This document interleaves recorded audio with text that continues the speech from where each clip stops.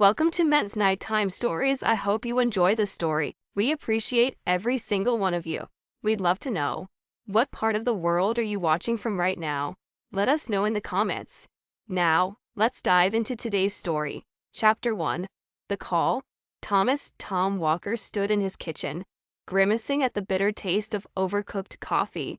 The morning ritual had been interrupted by a distracted mind, resulting in the burnt brew before him. At 45, his weathered features spoke of years spent under the sun, commanding construction sites with unwavering authority. His dark hair showed touches of gray at the temples, but his blue eyes retained their razor-sharp focus, a remnant of his military days that served him well in civilian life. He reached for the newspaper, appreciating the quiet moments before heading to the construction site. The modest kitchen reflected his pragmatic approach to life.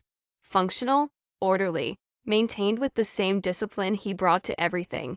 The salary of a construction foreman wasn't lavish, but it provided a comfortable life for his family. His wife Eleanor, their 21-year-old daughter, Ava. The harsh ring of his phone pierced the silence. Tom's hand froze mid-reach for his coffee cup. Unknown number. Mr. Walker? A clinical voice came through. This is Memorial Hospital. Your daughter Ava has been brought to our emergency department. Tom's fingers tightened around the phone. What happened? Sir, we can't discuss details over the phone, but you should come immediately. I'm on my way. His voice remained steady, but his pulse quickened. Tom grabbed his jacket, leaving his half-eaten breakfast forgotten on the counter. His boots thundered against the kitchen floor as he rushed out. The old pickup truck's engine roared to life, and he pulled out of the driveway with controlled urgency. The hospital's fluorescent lights assaulted his eyes as he strode through the emergency department. A nurse pointed him toward a curtained bay, and Tom's military training kicked in as he assessed the scene before him. Ava lay on the bed, her face marked with ugly bruises. Her right eye was swollen, tears streaming down her cheeks. Her hands trembled as she clutched the thin hospital blanket. "Daddy." Her voice cracked. Tom moved to her side, taking her hand in his. His touch was gentle, contrasting with the fury building inside him. "I'm here, baby girl. Tell me what happened." Ava's words came out between sobs. "I came home early from Sarah's. I heard noises upstairs." She squeezed her eyes shut. "In your bedroom." Tom's jaw clenched. "Go on." "Mom was there. With Uncle Rick." Ava's voice dropped to a whisper. "They were together." The words hit Tom like physical blows. Eleanor, his wife of 23 years, with Rick, her brother, the smooth-talking businessman who always seemed to have an angle. I screamed. Ava continued. Then these two men came out of nowhere. Rick's bodyguards. They grabbed me, threw me down the stairs. Her body shook with renewed sobs. "They're still there, Dad, drinking your whiskey, laughing." Tom stood, his movements controlled, deliberate. "Did you see a doctor yet?" "They're waiting for X-rays." "Good." He kissed her forehead. "I'll be back soon, Dad." Ava grabbed his wrist. "Don't do anything stupid." Tom's lips curved in a cold smile. "Nothing stupid, just necessary." He found the nurse's station and approached the desk with measured steps. "My daughter, Ava Walker. I need to know her injuries." The nurse tapped at her computer. "Contusions, possible concussion, pending X-rays for her ribs and right wrist." The doctor ordered pain medication. "I want all the documentation." Tom interrupted. "Photos of her injuries, medical reports, everything." "Sir, that's not standard procedure." "Make it happen." His voice dropped lower. "Those bastards aren't getting away with this." The nurse studied his face, then nodded slowly. "I'll see what I can do." Tom's mind raced as he processed the situation. Eleanor, his wife, the woman he'd built a life with, was betraying him with her own brother. Rick, the man who showed up at family dinners with expensive wines and condescending smiles. The man Tom had always sensed was dirty beneath his polished exterior. But bodyguards? That suggested something bigger than a simple affair. Rick's business dealings had always seemed suspicious. Too much money, too few explanations. Now he had muscle on peril, men willing to assault a young woman. Tom pulled out his phone and dialed a number he hadn't used in years. Mac, it's Walker. Remember that favor you owe me from Kandahar? He paused, listening. I'm calling it in. I need everything you can find on Richard Thorne's business operations. And I mean everything. He ended the call and stared at the emergency room doors. 23 years of marriage. Countless family dinners. Shared holidays. All a lie. The betrayal cut deep, but it wasn't the sex that enraged him. It was Ava, his daughter, his child. They had crossed a line. No father could let that stand. Tom walked back to Ava's bedside. She had fallen into a restless sleep, pain medication taking effect. He watched her bruised face, remembering the day she was born. He'd sworn then to protect her from anything that might harm her. He'd fail today, but he wouldn't fail again. A doctor approached, clipboard in hand. Mr. Walker, we need to discuss your daughter's injuries. In a minute. Tom's eyes never left Ava's face. I need to make one more call. He stepped away from the bed and dialed another number. The line rang twice. Detective Ramirez, this is Thomas Walker. We need to talk about Richard Thorne and his associates. He listened briefly. No, not at the station. Somewhere private. This goes deeper than you know. Tom ended the call and returned to Ava's bedside. The doctor waited patiently. Tell me everything, Tom said. I want to know exactly what they did to my little girl. As the doctor detailed Ava's injuries, Tom's rage crystallized into something cold and hard. Eleanor, Rick, the bodyguards. They thought they were untouchable. They thought they could hurt his family and laugh about it over his whiskey. They were wrong. They had no idea what kind of man they were dealing with. But they would learn. Tom would make sure of that. He settled into the chair beside Ava's bed, his mind already mapping out what needed to be done. First, secure Ava, then gather intelligence. Then they would understand the mistake they'd made. The mistake of betraying Thomas Walker. The mistake of hurting his daughter. The mistake of thinking they could get away with it. Chapter 2. The confrontation. Tom's truck crawled down his street, his trained eyes scanning for unfamiliar vehicles. 2 black SUVs with tinted windows sat in his driveway. Professional muscle, trying to look inconspicuous in a working-class neighborhood. Amateur hour. He parked a block away and approached on foot, years of military training taking over. The front door hung open, spilling light onto the porch. Music drifted from inside, along with raucous laughter. Tom slipped in through the side door, moving silently through his own home like an intruder. The sound system pumped out bass-heavy music, masking his footsteps. He could smell cigarette smoke in his house, where he'd never allowed smoking. Voices carried from the living room. A man's laughter, deep and arrogant. Rick's voice. You should have seen his face when I showed up at Christmas dinner. Thanks for the wine, Rick. Clueless bastard. More laughter. Eleanor's voice joined in, slurred with alcohol. He never suspected a thing. Too busy with his precious routine. Coffee at 6, news at 6:15. Tom's hands curled into fists. 23 years of marriage, reduced to a joke for her brother's amusement. He stepped into the doorway. The scene burned itself into his memory. Eleanor sprawled on the couch, drink in hand, her blouse half unbuttoned. Rick lounged beside her, arm draped possessively around her shoulders. 2 men in black suits stood by the windows, trying to look professional despite the beers in their hands. Get out. Tom's voice cut through the music. The room froze.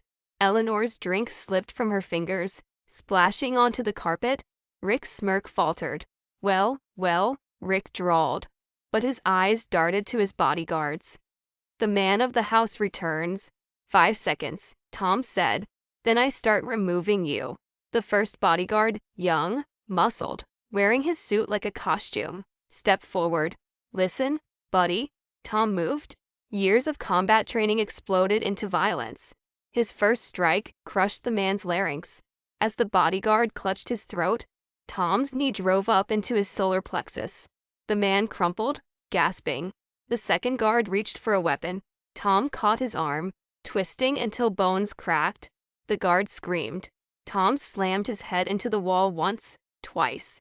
The man slumped unconscious. 15 seconds. 2 threats neutralized. Rick stumbled backward, pulling Eleanor with him. Now, Tom, let's be reasonable. Reasonable? Tom advanced on them. Like your men were reasonable with my daughter? She shouldn't have been here. Eleanor blurted. It's not our fault. Tom backhanded her. The crack echoed through the room. Eleanor sprawled onto the couch, holding her face, staring at him in shock. Don't you dare. Tom growled. Don't you dare blame her. Rick tried to edge toward the door. Tom caught him by the throat, slamming him against the wall. Rick's feet dangled, his face reddening. Please, Rick wheezed. We can talk about this. Talk? Tom increased the pressure. Like your men talk to Ava, with their fists. He drove his knee into Rick's stomach, then let him fall. As Rick gasped for air, Tom's boot connected with his ribs.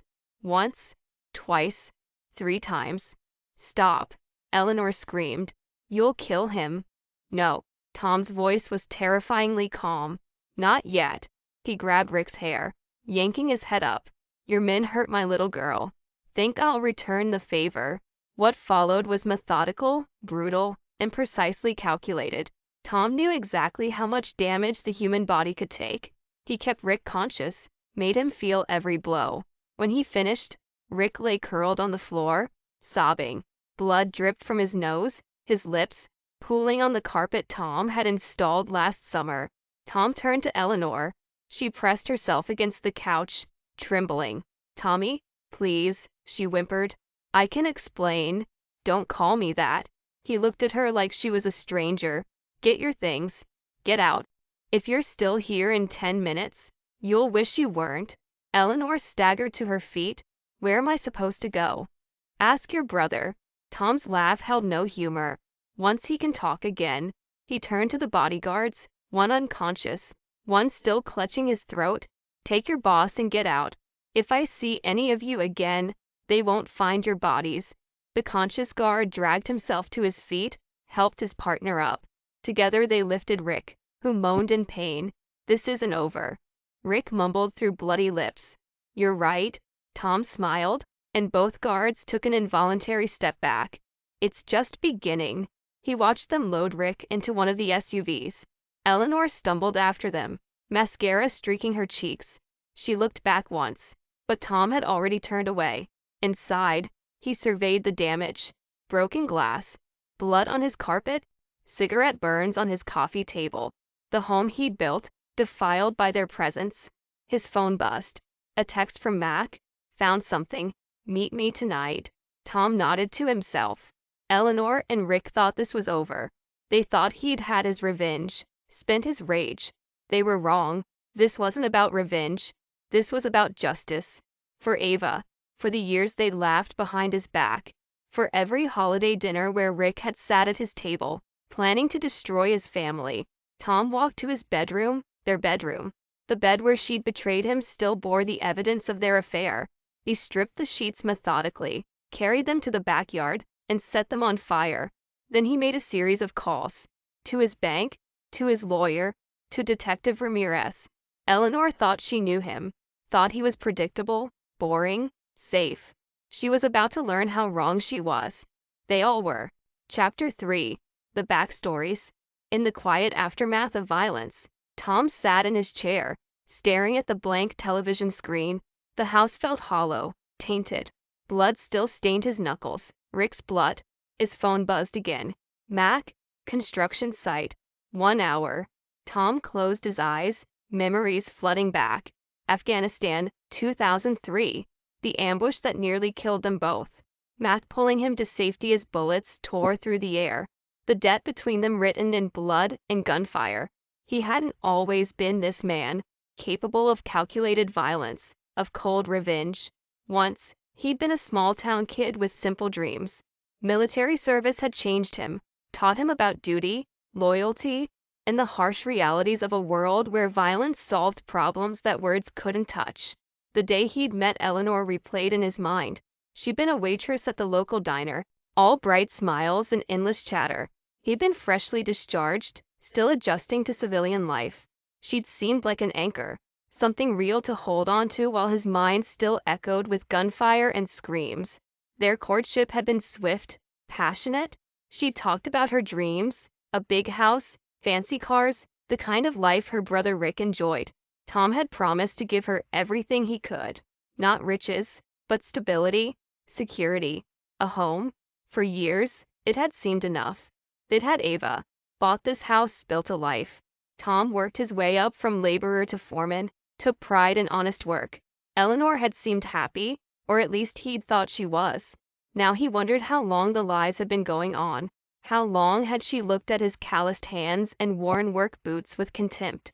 How long had she been plotting with Rick, laughing at the faithful husband who trusted her? Rick. Tom's hands clenched at the thought of his brother-in-law, the golden boy of the family, with his designer suits and smooth talk. Tom had never trusted him, had seen the predator beneath the polished exterior. But for Eleanor's sake, he'd welcomed Rick into his home, broken bread with him, endured his subtle jabs and condescending smiles. Tom's phone rang. Detective Ramirez. Walker, he answered. Got some information on your brother-in-law, Ramirez said without preamble. You're not going to like it. Tell me. Those weren't just bodyguards at your house. They're enforcers. Rick's been running a protection racket, squeezing local businesses. He's got cops on the payroll, judges in his pocket. Tom absorbed this. That explains the muscle. There's more, Ramirez continued. Your wife's been making withdrawals. Big ones. Moving money into offshore accounts. How long? 6 months at least? Walker. Ramirez hesitated. They were planning to clean you out. Divorce papers are already drawn up. They were going to take everything, leave you with nothing but debt. Tom's laugh was harsh. Appreciate the intel, Detective Walker. Ramirez's voice sharpened. Don't do anything stupid. Rick's connected. He's dangerous. So am I. Tom ended the call. He stood, moving through the house with purpose. In the bedroom, he opened the closet, pushed aside hanging clothes. The safe was hidden behind a false panel, his private space, one secret Eleanor had never discovered. Inside lay remnants of his military life, documents, medals, a book of contacts from his service days, men who owed him favors, men who knew how to handle problems quietly. The construction site was dark when he arrived. Mac's truck was parked in the shadows, away from the street lights. Tom approached cautiously, scanning for surveillance. Old habits died hard. Mac stood by a stack of steel beams, his broad frame silhouetted against the night sky. 20 years of civilian life hadn't softened him. He still moved like a soldier, alert and ready. You look like hell, Mac said as Tom approached. You should see the other guy. Mac nodded toward his truck. Got something to show you.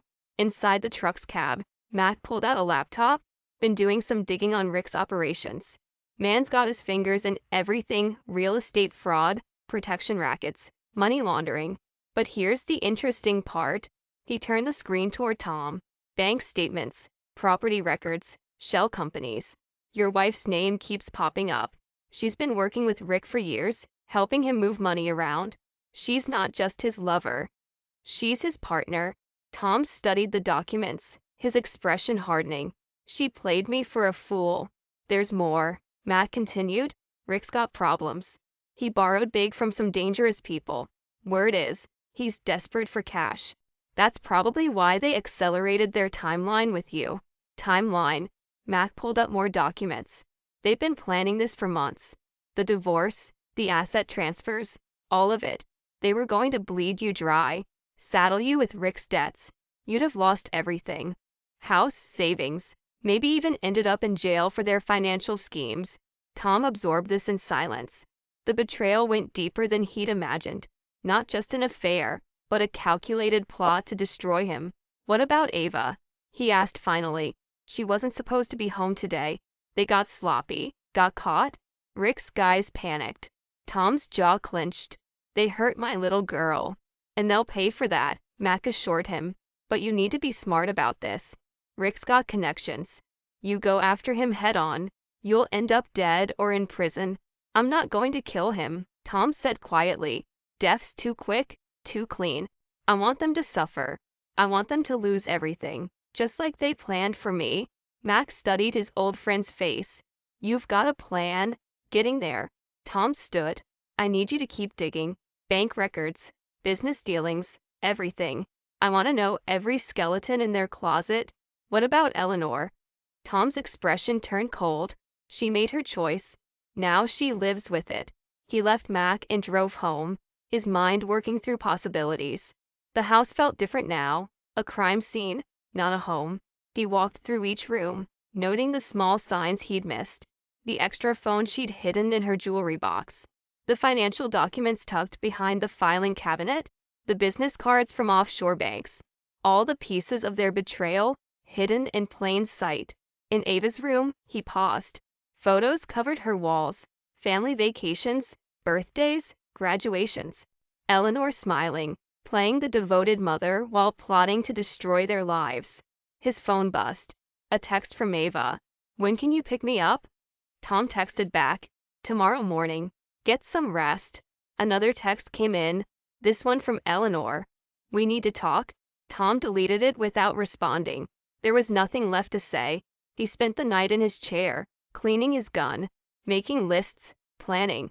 Eleanor and Rick thought they knew him, the predictable, reliable Thomas Walker, the man who played by the rules. They had no idea what he was capable of. As dawn broke, Tom made coffee, properly this time, no burning. He'd lived through betrayal before, in war, seen what it did to men, but this was different. This wasn't combat, this was family. They'd brought war to his home, threatened his child. Now they would learn what that meant. The sun rose over his broken home, marking the end of one life and the beginning of another. Thomas Walker, husband, father, builder of homes, was gone. In his place stood a warrior, awakened from long slumber, a man with nothing left to lose and everything to avenge. The war had begun. Chapter 4, The Hospital Visit. Tom strode through the sterile hospital corridors toward Ava's room, his boots echoing against the linoleum. The nurse at the station gave him a nod. They'd grown used to his presence over the past day. Through the door's window, he could see Ava lying in bed, her bruised face turned toward the TV mounted on the wall. "Hey, baby girl," he said softly, entering the room. Ava's eyes lit up despite her injuries. "Dad?" Her voice was stronger than before, but pain still edged her words. Tom settled into the chair beside her bed, taking her hand in his. The bruises on her face had darkened, tracking the passage of time since Rick's men had attacked her. His jaw tightened at the sight. "The doctor says I can go home tomorrow." Ava said. "Not home," Tom replied. "I've arranged for you to stay with Sarah for a while." "But Dad." "No arguments." His voice was gentle but firm. "Home isn't safe right now. I need to handle some things." Ava's fingers tightened around his. "Mom called me." Tom's expression hardened. "What did she say?" "She tried to explain. Said it wasn't what I thought, that Uncle Rick." Ava's voice cracked. "She said I shouldn't have been there, that it was my fault for coming home early." Tom stood abruptly, pacing to control his rage. "Nothing about this is your fault. Nothing. I should have known something was wrong." Ava continued, "The way they'd whisper when you weren't around. How Uncle Rick started showing up more often when you were at work." She wiped at her eyes. "Mom's been meeting with lawyers. I saw the paperwork in her car last week. I should have told you. You trusted your mother. That's not a crime." Tom returned to her bedside. "Tell me everything you remember. When did Rick start coming around more?" As Ava spoke, Tom's mind cataloged details, building a timeline of betrayal. Eleanor's real estate meetings that ran late. Rick's casual drop-ins, always when Tom was at the construction site. The whispered phone calls, the hidden documents. A knock at the door interrupted them. Max stood in the doorway, his hospital administrator badge glinting under the fluorescent lights. "Got a minute?" Mac asked. Tom squeezed Ava's hand.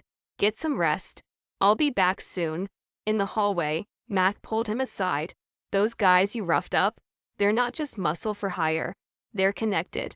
One of them worked security for a casino downtown. Lots of mob ties. The other one's got a rap sheet longer than my arm. Assault, extortion, attempted murder." Tom absorbed this. "Rick's deeper in than I thought." "That's not all." Mac glanced around before continuing. "Been asking around about your brother-in-law. He's got protection from someone high up. Cops, judges. Someone's making sure he stays clean. Can you get me names?" Mac nodded. Working on it. But watch your back. These aren't amateurs you're dealing with. Tom's phone buzzed. Detective Ramirez requesting a meeting. Keep digging, he told Mac. I need everything you can find. Back in Ava's room, he found her dozing. The medication made her sleep more, which was probably for the best. She didn't need to see what was coming. A nurse entered with fresh bandages. Mr. Walker, we need to document her injuries again. For the police report. Tom watched as they photographed each bruise, each scrape. Evidence. Ammunition. His daughter's pain cataloged in megapixels. The detective handling her case called. The nurse said, they want to interview her tomorrow. No. Tom's voice was final. She's been through enough. They can talk to me. The nurse hesitated. Sir, in cases of domestic violence. This isn't domestic violence. Tom cut her off. This is something else entirely. And I'm handling it? Later, as night settled over the hospital, Tom sat watching Ava sleep. His phone lit up with texts from Eleanor. Please, explanations, threats. He deleted them all. The woman he'd married, the mother of his child, was gone. In her place was a stranger who'd conspired to destroy him, who'd watched their daughter being attacked and done nothing. Tom's fingers traced the military ID he still carried in his wallet. 20 years ago, he'd been a different man, a soldier who knew how to deal with enemies, who understood that sometimes violence was the only language people respected.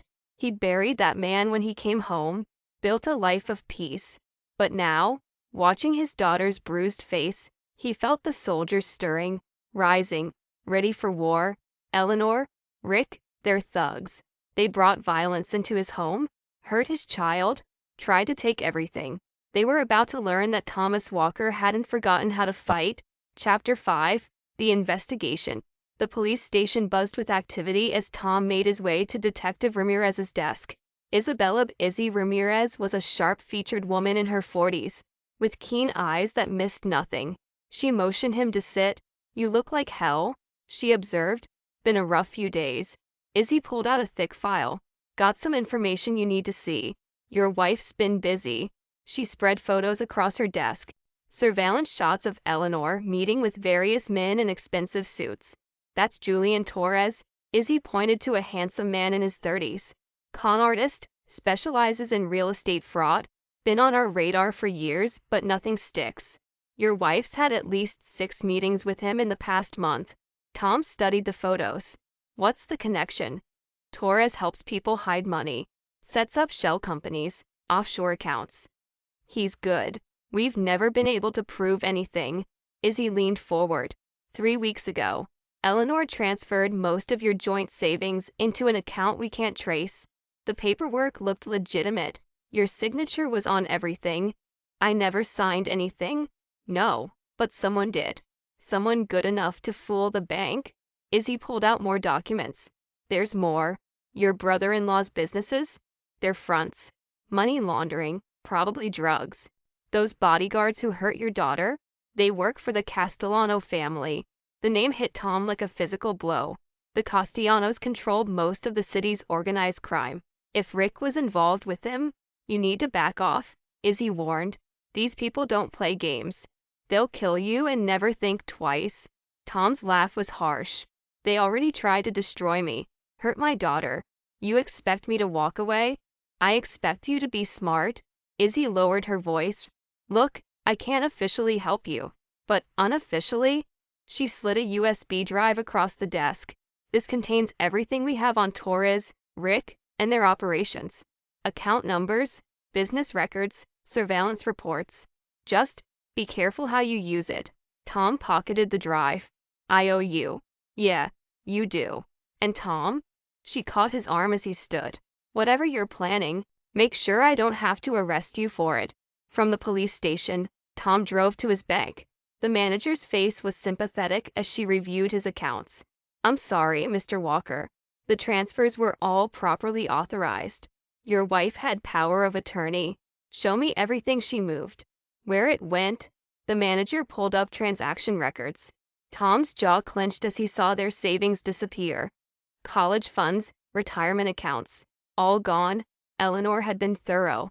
His phone buzzed. Max sending coordinates for a meeting. Tom found him in the hospital parking garage, smoking despite regulations.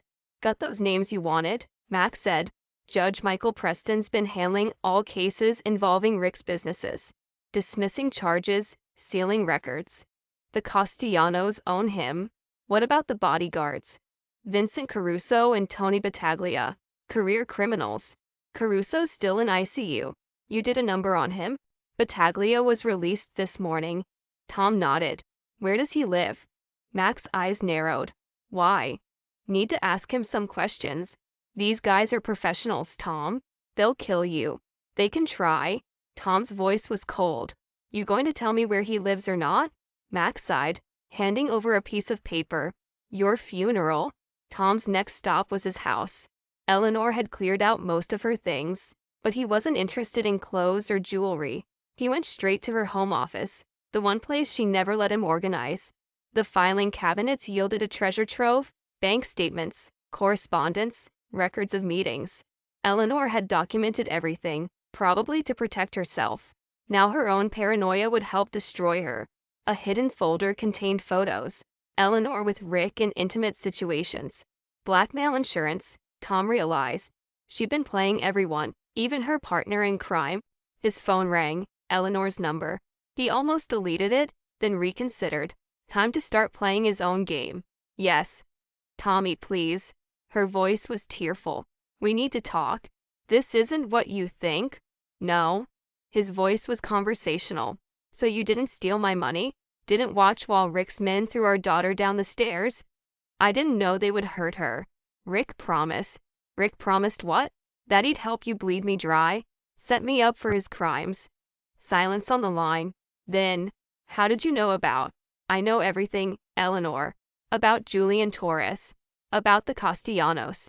About Judge Preston. He let that sink in. You really should have been more careful with your paperwork. Tom, please. Real fear in her voice now. You don't understand what you're dealing with. These people. No, you don't understand. You brought these people into my home. Let them hurt my child. Now you get to watch while I tear their whole world down. They'll kill you. Better men than them have tried. Tom ended the call. His laptop booted up, and he inserted Izzy's USB drive. Hours of surveillance footage, financial records, police reports, everything he needed to understand his enemy's operations. A separate file contained information on Julian Torres' past victims, people he'd conned, lives he'd destroyed. Tom began making notes. These people would want revenge. They just needed someone to show them how to get it. As night fell, Tom cleaned his gun, an old habit that helped him think. Eleanor and Rick thought they were dealing with a simple construction foreman, a predictable man who played by the rules. They'd forgotten, or never knew, what he'd been before, the things he'd done in service to his country, the skills he'd learned and never quite forgotten. Tom smiled in the darkness. Time to remind them. Chapter 6. The plan. The bar was nearly empty when Tom arrived. Max sat in a corner booth, files spread across the table, a half-empty whiskey in front of him. 2 decades of hospital administration hadn't softened his military bearing. Those the hospital reports? Tom asked, sliding into the booth. Mac pushed them over. Caruso's got 3 broken ribs, fractured larynx, possible permanent damage to his knee. Battaglia wasn't much better. Broken jaw, dislocated shoulder, concussion. They'll live. Yeah. Mac studied his friend's face. You starting a war here, Tom? They started it? I'm just finishing it. Mac pulled out more papers. Got the background checks you wanted. Torres has been working with Rick for about 2 years. They run a pretty sophisticated operation. Find desperate people. Offer them fake investment opportunities. Drain them dry. Your wife helped set up the companies. Handled the paperwork. How many victims? At least 20 that we know of. Most lost everything. Max slid over a list of names and addresses. What are you planning? Tom pocketed the list. Better if you don't know. These people you're dealing with, they're not amateurs. The Castellanos don't play games. Neither do I. Tom's voice was flat. Not anymore. His phone buzzed. Detective Ramirez requesting another meeting. Tom finished his drink and stood. Watch your back, Mac warned. Always do. Tom found Izzy in the police station parking lot, leaning against her car. "Got something you need to see," she said, handing him a file. Judge Preston's been making regular deposits to an offshore account. Big ones. Way more than his salary could explain. Tom flipped through bank statements. This is what they used to buy him. Looks like. But that's not all. Izzy pulled out more photos. Preston's got a weakness for young prostitutes. Rick's people have been providing them, along with cocaine. They own him completely. Useful information? Izzy grabbed his arm. Don't do anything stupid. These people have protection, money, power. Tom's smile was cold. But they've never dealt with someone like me. Back home, Tom spread everything across his dining room table: surveillance photos, financial records, witness statements. The pieces of a puzzle finally coming together. Rick's operation was bigger than he'd imagined. Real estate fraud was just the surface. Below that lay layers of money laundering, drug trafficking, prostitution, all protected by corrupt officials and mob connections. Eleanor had to have known, yet she'd chosen to ally herself with them, to help them destroy him. His phone lit up. A text from an unknown number. "Back off while you can. Last warning." Tom saved the number. Useful to know they were worried enough to threaten him. He began making notes, mapping out connections and vulnerabilities. Rick's operation depended on keeping victims quiet, maintaining a legitimate facade. What happened when that facade cracked? Judge Preston was the weak link. Take him down, the whole protection scheme would crumble. But first, Tom pulled out the list Mac had given him. Torres victims. People who'd lost homes, savings, businesses. People with nothing left to lose. Time to give them a chance at revenge. His laptop contained templates for business letters, corporate documents. Within hours, he'd crafted invitations to a private investment recovery meeting. Anonymous tips about where their money had really gone. Seeds of destruction, ready to sprout. Next, he accessed the surveillance footage Izzy had provided. Preston leaving brothels. Preston meeting with known drug dealers. Preston accepting envelopes of cash from Rick's associates. 3 copies, burned to separate drives. One for the media, one for the bar association, one for Preston himself. Tom's phone buzzed again. "Ava, Dad, when can I come home?" "Not yet, baby. Soon." He kept his voice gentle. "How are you feeling?" "Better. Sarah's parents have been really nice."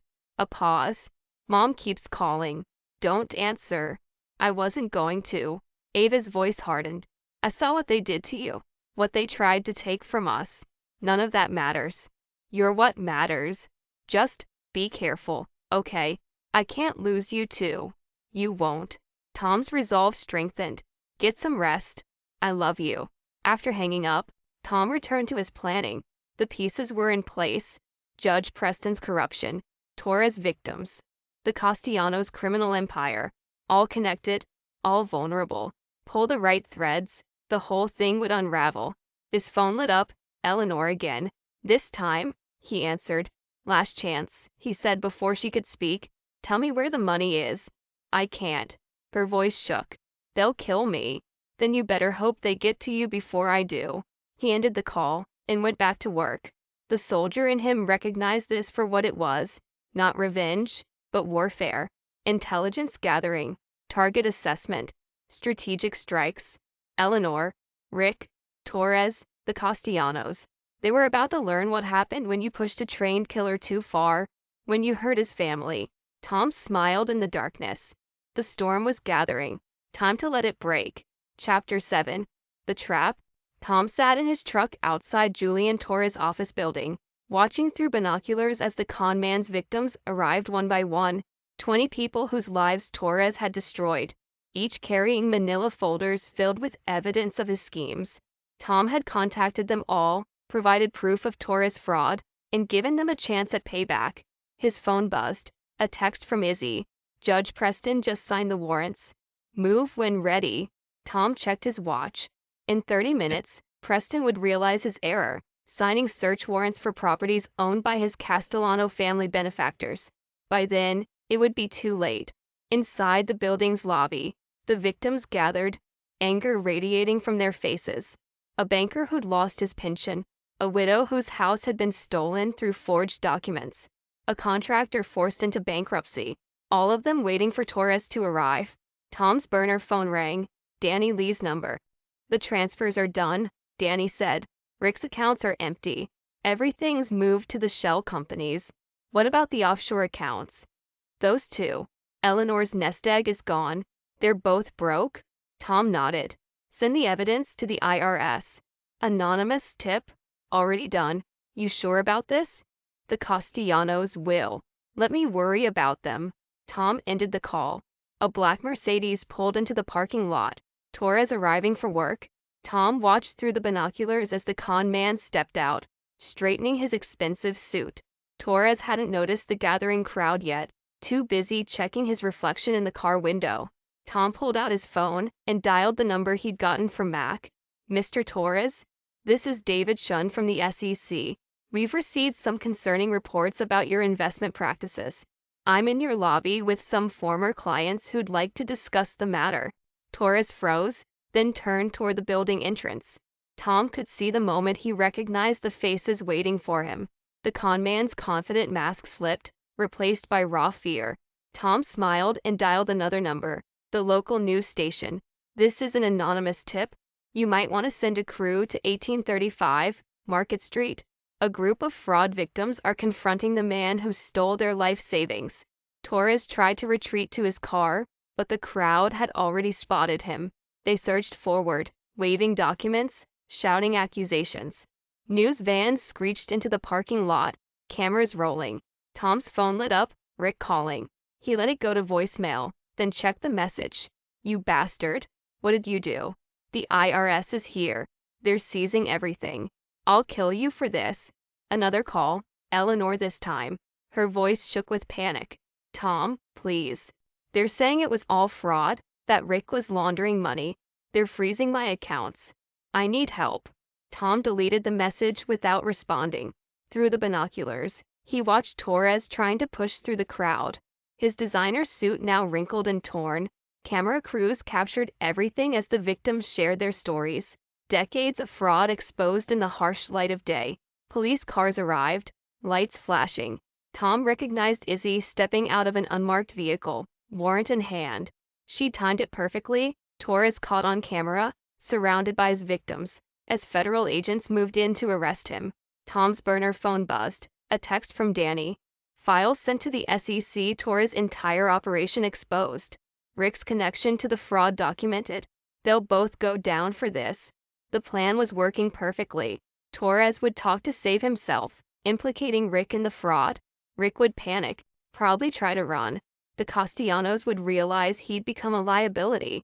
Tom started his truck and pulled away, leaving chaos in his wake.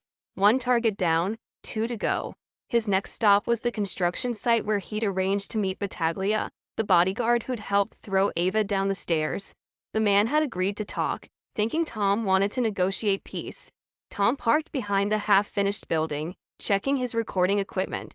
Everything Battaglia said would be captured, documented, preserved as evidence against Rick and his criminal associates. The bodyguard arrived right on time, alone as instructed. His face still showed bruises from their last encounter. Make this quick, Battaglia growled. I'm not supposed to be here. Tom stepped from the shadows. Tell me about Rick's operation. The money laundering, the protection rackets. All of it? You're crazy? I'm not saying anything. Tom pulled out his phone, played a recording. Battaglia discussing drug shipments, naming names, detailing criminal operations. The bodyguard's face went pale. How did you? Your partner Caruso talks in his sleep. Hospital rooms have surprisingly thin walls. Tom's voice hardened. Start talking, or this goes to the feds. And the Castellanos. Battaglia talked. For an hour, he detailed Rick's crimes, his connections to organized crime, the complex web of corruption he'd built. Tom recorded everything.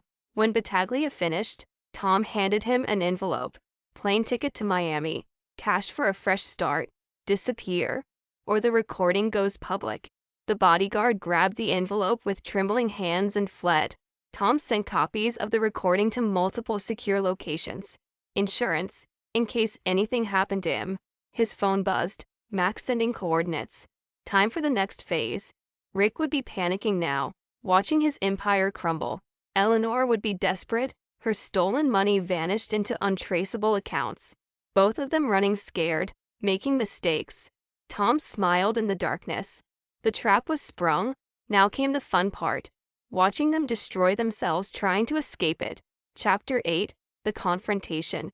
The warehouse district was deserted at this hour, silent except for the distant rumble of freight trains. Tom parked his truck behind an abandoned loading dock and checked his weapons. The Glock was clean, loaded, the backup piece strapped to his ankle. Not that he planned to need them. His phone lit up with texts. Danny, Rick just tried accessing the accounts. They're all empty. He's freaking out. Mac, Castellano enforcers spotted at Rick's office. They don't look happy. Izzy, Preston singing like a bird, naming names, dates, everything. The whole operation's exposed. Tom deleted the messages and stepped out into the night. The warehouse ahead had been Rick's primary money laundering front, wholesale electronics business that never seemed to ship any actual products. Now it would become the stage for Rick's downfall. The security cameras were already disabled, thanks to Danny's hacking skills. Tom moved through the shadows, counting heartbeats. Right on schedule. A black SUV pulled up to the loading dock. Rick stumbled out, clutching a briefcase. His expensive suit was rumpled, his face pale with fear. 2 Castellano soldiers flanked him, their expressions grim. The money's here. Rick's voice cracked. All of it? Just let me explain. The larger soldier grabbed the briefcase, checked inside. It's empty. What? No. That's impossible. Rick's eyes darted wildly. It was just here. Someone must have. You lost 10 million of the family's money. The second soldier growled. Mr. Castellano wants answers. Tom stepped into view, enjoying Rick's look of terror. Looking for this? He held up a USB drive. Bank records, transfer histories, proof of where all that money really went. Rick lunged forward, but the soldiers held him back. This is your fault. No, Rick. This is your fault. You got greedy. Sloppy. Tom's voice was conversational. Did you really think you could steal from the mob and get away with it? I didn't steal anything. It was business. Really. Tom turned to the soldiers. Check his offshore accounts. The ones he thought were secret. He's been skimming for years, playing both sides. The larger soldier's phone buzzed. He checked it, then nodded to his partner. Boss says it's true. We found the accounts. Rick's face went ghost white. No, wait. I can explain. The boss doesn't want explanations. The soldier's hand moved to his weapon. He wants his money. I'll get it back. I just need time. Time's up, Rick. Tom's smile was cold. The feds are closing in. The judge is talking. Your whole operation's exposed. The Castellanos can't risk keeping you alive. Please. Rick turned to the soldiers. I've got dirt on everyone. Names, dates, recordings. That's supposed to make us trust you more? The soldier's gun appeared. Tom stepped back into the shadows. Goodbye, Rick. Say hello to your friends in hell. Rick's screams echoed through the warehouse. 2 shots, muffled by suppressors. Then silence. Tom waited until the SUV pulled away, then made an anonymous call to the police. They'd find Rick's body. Assume it was a mob hit. Case closed. His phone buzzed. Eleanor calling again. This time he answered. It's over, he said before she could speak. Rick's dead. Torres is in custody. The money's gone. Tom, please. Her voice shook with tears. I never meant for any of this. Save your lies. I'm done listening. What am I supposed to do? I have nothing left. You've got exactly what you deserve. Tom's voice was ice. You chose this path. Now walk it alone. He ended the call and drove to the motel where Eleanor was hiding. She opened the door at his knock. Her designer clothes replaced by cheap department store wear. Her makeup smeared from crying. Come to gloat? She spat. Come to deliver your divorce papers. And this. He handed her an envelope containing proof of her involvement in Rick's crimes. Try anything. This goes to the feds. You'll join your brother in hell. You can't prove anything. Wanna bet? Tom's smile was terrible. I've got recordings, bank records, witness statements. Everything. Eleanor's shoulders slumped. What do you want? Sign the papers. Disappear. Never contact me or Ava again. And if I don't, then I destroy you completely. Your choice. She signed. Tom left her there, sobbing in her cheap motel room. Her dreams of wealth and power shattered. His phone buzzed. Izzy calling with updates. The investigation was proceeding exactly as planned. Rick's death would be ruled a mob hit. Torres was cooperating, implicating everyone. The Castellanos were turning on each other, their empire crumbling. Tom drove home, satisfaction warming his chest. They tried to destroy him, hurt his daughter, steal everything he'd built. Instead, he'd annihilated them completely. Chapter 9. The Aftermath. Sunlight streamed through the kitchen window as Tom made coffee. Properly this time, no burning. The morning paper's headline screamed, "Major crime ring exposed." Below that, "Prominent businessman found dead in warehouse." His phone buzzed. Mac checking in. "It's all over the news," Mac said. "Rick's murder, Torres' arrest, the whole operation exposed." "You sure about this?" "It's done." Tom sipped his coffee. "The Castellanos think Rick stole their money. The feds think it was a mob hit. Case closed. And Eleanor? Broke? Alone? Running scared. She signed the papers this morning." "Good." Mac paused. "Ava okay?" "Getting there. She's coming home today." After hanging up, Tom reviewed the morning's reports. Danny had erased all traces of their cyber operations. Izzy had sealed the case files, marking Rick's murder as solved, organized crime. The Castellanos were too busy dealing with federal investigations to worry about revenge. His doorbell rang. Ava returning from Sarah's house. She looked better, her bruises fading, her smile genuine. "Hey, Dad." Tom hugged her gently. "Welcome home, baby girl. I saw the news." She studied his face. "Did you? Better if you don't ask questions you don't want answered." Ava nodded. "Mom called me." "What did she say?" "Begged me to help her. Said she was sorry, that she had nowhere to go." Ava's voice hardened. "I told her she should have thought about that before betraying us." Pride swelled in Tom's chest. His daughter was strong, like him, unforgiving of betrayal. His phone buzzed. "Detective Ramirez. Just wanted you to know." Izzy said. "Torres rolled on everyone. Judge Preston's going away for decades. The whole corruption ring is exposed. Appreciate the update, Tom."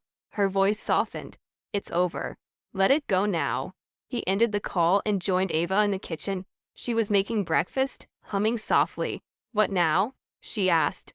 "Now we rebuild. Together." Later, alone in his study, Tom reviewed the final pieces of his revenge. The offshore accounts where he'd hidden Rick's stolen millions, insurance against future threats, the files documenting Eleanor's crimes, ready to destroy her if she ever returned, the network of allies he'd built, Mac, Danny, Izzy, loyal friends who understood the importance of justice. His phone buzzed one last time. An unknown number. He answered cautiously. "Mr. Walker?" A cultured voice, probably Castellano himself. "I want to thank you for exposing Rick's theft. The family appreciates your discretion. Just wanted justice." "Indeed. Consider yourself under our protection. No one will trouble you or your daughter again." Tom smiled. "Appreciate that." He ended the call and deleted the number. Everything had worked perfectly. His enemies destroyed, his daughter safe, his future secure. The soldier in him recognized a complete victory. The doorbell rang. Mac, Danny, and Izzy arriving for dinner.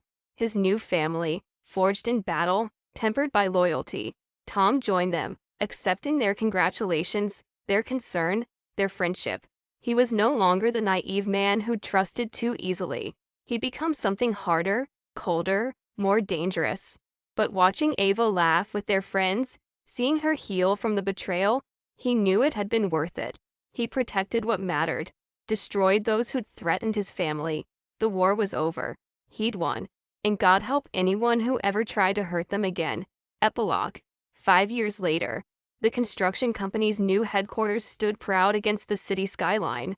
Walker and Associates Construction displayed in bold letters across the glass facade. Inside his top-floor office, Thomas Walker reviewed the quarterly reports with the same intensity he once used to plan military operations.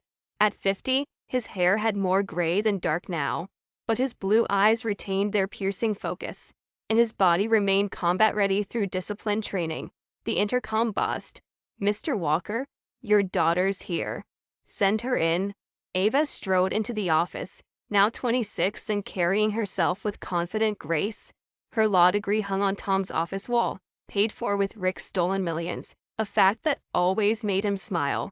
She'd specialized in prosecuting financial crimes, turning their family's tragedy into a weapon against others like Julian Torres. "Ready for lunch, Dad?" Tom closed his laptop. "Always."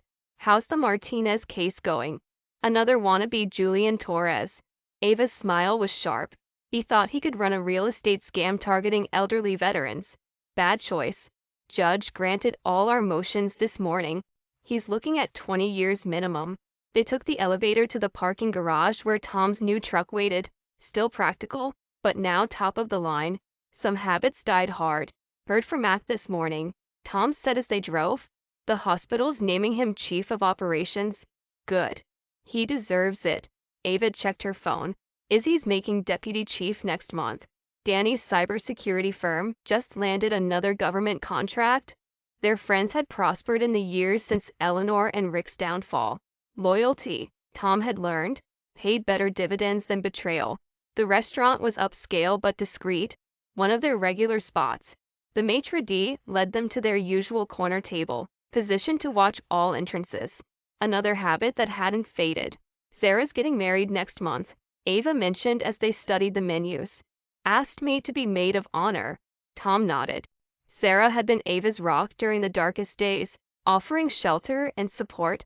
Her family had become extended family. Mom tried reaching out again. Ava said quietly. Tom's hand tightened on his water glass. "When?" "Last week." Email from a new account. Ava's voice was cold. Wanted to explain her side now that she's found peace or whatever. "I blocked her." Tom nodded approval. Eleanor had tried several times over the years to reconnect. Each attempt met with silence. She'd moved to Florida after the divorce, remarried some retiree, tried to rebuild her life.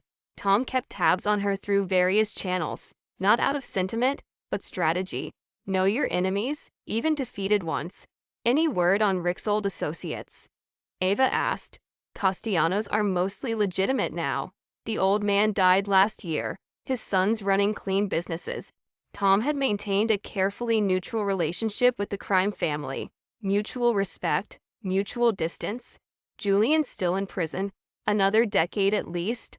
Their meals arrived. Steak for Tom, grilled salmon for Ava. They ate in comfortable silence for a while. "Company's expanding again," Tom mentioned. "Bought that development firm in Phoenix. The one Rick tried to steal from that widow." Ava's smile was vindictive. "Nice touch."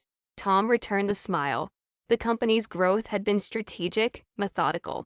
Each acquisition either strengthened their position or settled old scores. The millions he'd stolen from Rick had been seed money for an empire built on legitimate success. "Detective Rodriguez called yesterday," Ava said. "Remember that cold case they reopened? Rick's murder." Tom's face revealed nothing. "Oh. Officially closed now. Ruled a mob hit. Case inactive." Ava met his eyes. No new leads. They'd never discussed Tom's exact role in Rick's death. Ava had never asked, understanding some questions were better left unvoiced, but she knew her father, knew what he was capable of, knew he'd do anything to protect family. After lunch, they walked to the park where Ava had played as a child. The old playground had been replaced by new equipment, funded by an anonymous donation from Walker and Associates. "James proposed," Ava said suddenly. Tom turned to study his daughter. James Chun was a prosecutor she'd met 2 years ago. Smart, honest, devoted to Ava. Tom had run extensive background checks, of course. "The man was clean." "What did you say?" "Said I needed to think." Ava sat on a bench. "Are to trust, you know, after what happened with Mom." "James isn't Rick or Eleanor," Tom said carefully. "He's proven himself. You approve." "I approve of anyone who makes you happy and treats you right." Tom's voice hardened. "And he knows what'll happen if he doesn't?" Ava laughed. Yeah, he's terrified of you. In a healthy way. They watched children play for a while, parents hovering nearby, normal lives, normal concerns. Tom sometimes wondered what that was like. Izzy mentioned they found Eleanor's ex-boyfriend Julian's old storage unit. Ava said, lots of documents.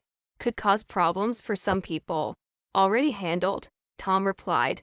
Danny scrubbed anything sensitive. Far as anyone knows, it was empty.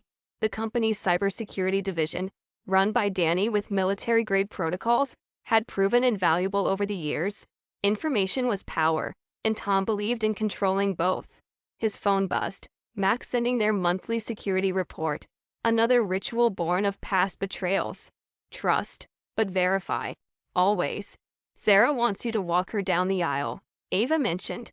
Her dad's okay with sharing the honor. Tom felt a warmth in his chest. Family wasn't always blood. Sometimes it was the people who stood by you in the darkness. They walked back to the office, passing the construction site for their newest project, a women's shelter being built in partnership with Izzy's domestic violence task force. Another way of balancing scales. Dinner tonight? Ava asked as they reached her car.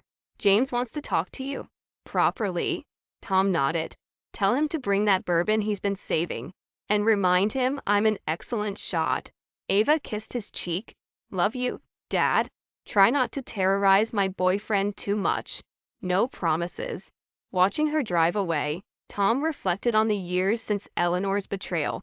He'd rebuilt more than a business empire. He'd forged a new family, stronger than blood, created a legacy built on loyalty instead of lies. Back in his office, Tom reviewed the day's reports. Construction projects across 3 states. Investment portfolios managed by trusted associates. Security briefings from Danny's team. A well-oiled machine, every part carefully controlled. Mac's weekly check-in arrived by encrypted email. Eleanor, still in Florida. New husband's health failing. No suspicious activities. Julian, denied parole again. No outside contacts. Castellanos, business dealings clean. Territory stable. Judge Preston, dead in prison. Natural causes. Battaglia, still in witness protection, keeping his silence. Tom archived the report with 5 years of similar updates. The past never died, but it could be managed, contained, controlled. His phone rang. James Chun requesting a meeting before dinner. Probably wanting to do things properly. Ask permission. Old-fashioned. But Tom appreciated the gesture. Come by the office, he told James. We'll talk. The young prosecutor arrived promptly, suit pressed, manner respectful but not fearful. Good signs. Sir, I want to discuss Ava. Sit. Tom gestured to a chair. Let's talk about your intentions. 2 hours later, satisfaction settled in Tom's chest. James had proven himself again. Honest about his feelings, clear about his plans, unafraid to stand his ground when challenged. A worthy partner for Ava. The engagement ring James showed him was elegant, not flashy. The prenup he proposed was fair. His background remained clean, his career trajectory solid. Most importantly, he understood what family meant, what loyalty required. I'll never hurt her, James promised. Never betray her trust. No. Tom agreed pleasantly. You won't, because you know what happens to people who hurt my family. James met his eyes steadily. Yes, sir. I know exactly what happens. Tom smiled. The young man had done his research, understood the warnings wrapped in Rick's unsolved murder, Eleanor's exile, Julian's downfall. Good. Welcome to the family, son. Now, about that bourbon. Later that night, Tom stood at his office window, watching his city sparkle. His empire had been built on the ashes of betrayal, forged in the fires of revenge. But it had become something more. A fortress protecting those he loved, a legacy worthy of his daughter's inheritance. Eleanor and Rick had taught him valuable lessons about trust and betrayal. He'd learned them well, built his new life on their bitter wisdom. Now he had everything they tried to steal: wealth, power, respect, and things they'd never understood: loyalty, family, honor. His phone buzzed with an alert from Danny's security team. Routine update, nothing urgent. The world turned. Threats emerged and were contained. Life went on. but now he controlled the game instead of being played. Tom smiled in the darkness, remembering Eleanor's tears, Rick's terror, Julian's pleas for mercy. They thought him weak, predictable, easily destroyed. Their mistake. Nobody would make that mistake again. His new family, Ava, James, Mac, Izzy, Danny, even Sarah, understood what mattered. Loyalty above all, honor among warriors, protection for those who earned it, destruction for those who betrayed it. The past was settled, the future secured, and Thomas Walker stood guard over both, unchanged in the ways that mattered. A protector, a warrior, a man who never forgave betrayal and never forgot his enemies. Let anyone who doubted that truth ask Eleanor, rotting in Florida exile. Ask Julian, growing old in prison. Ask Rick. Oh wait, they couldn't ask Rick anything. Not anymore. Tom's smile widened as he turned from the window. Time to head home, prepare for dinner with his growing family.